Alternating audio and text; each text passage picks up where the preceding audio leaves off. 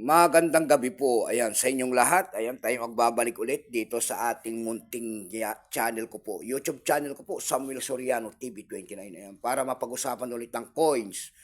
Kung magkano na ang kanilang mga bintahan sa ating mga online selling. Isa naman tayong collector guys. Ayan, magandang gabi po. Ayan. Ang pag-usapan natin barya guys, ito po ay year 2009. Ayan, BSP po, 5 pesos. Year 2009, ayan. Ang hinahanap natin dito ay year 2006, ayan guys. Ang kanyang hard to find year 2006, dalawa po yan. Ayan, dalawang year, 2009. Siya po si Emilio Aguinaldo po, ayan, ang dakila natin biyani. Pagkataliko naman po, makikita nyo po ang year 1993. And then Catwheel po, ang Catwheel po, ang dyan po bumabase ang ating mga korektor kung anong reverse uday ang isang coins, guys. And ang mahal nito, guys, yung tatlong variety po kasi yan, guys. May tinatawag sila rito na reverse 3 at saka reverse 2. Ayan, yung mahal dito ay reverse 2. Ayan. Pero itong atin ito po ay reverse 1. Ayan. Ito po ay 8%. Ayan. 8% lamang. Tatlong klase po kasi ang inilabas. May tinatawag sila reverse 2, reverse 3, at saka reverse 1. Itong ating ito ay reverse 1. Ayan.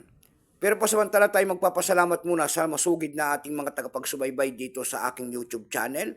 Lalo-lalo na ang aking mga subscriber. Thank you so much sa inyong lahat. Mabuhay po kayo and God bless. Maraming salamat din po sa mga nanonood dyan sa aking FB page. Lahat po na nakapalo sa aking FB page. Thank you so much sa inyong lahat at magandang gabi. Yun naman po hindi pa po nakapag-subscribe dito sa aking YouTube channel. Anyayaan ko lang sana kahit malaking tulong na po ubagay ang inyong magagawa tulad ng pagpindot ng ating subscribe button, like and share. Para ma-update ko naman kayo sa mga bago ko pang ilalabas na video about coins, guys. Ayan ang ating pag-usapan ngayon. Ayan. Year 2009 ng pera po na BSP. Ayan.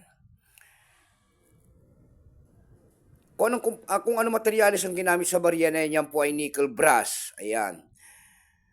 Nickel brass po yan. Year 2009, tatlong klase po ang inilabas. May tinatawag sila na reverse 1, reverse 2, reverse 3. Pero ang mahal dito, yung kanyang reverse 2. Ayan. Itong atin, ito ay reverse 1. Ayan. Tingnan natin ang, ito ay 8%. Ayan guys, itong hawak natin. May presyo na po yan doon sa ating numista.com, yung kanyang price appraisal po. Doon sa ating extra fine, kung tawagin nila, ay nagkakalaga yan ng 22 pesos.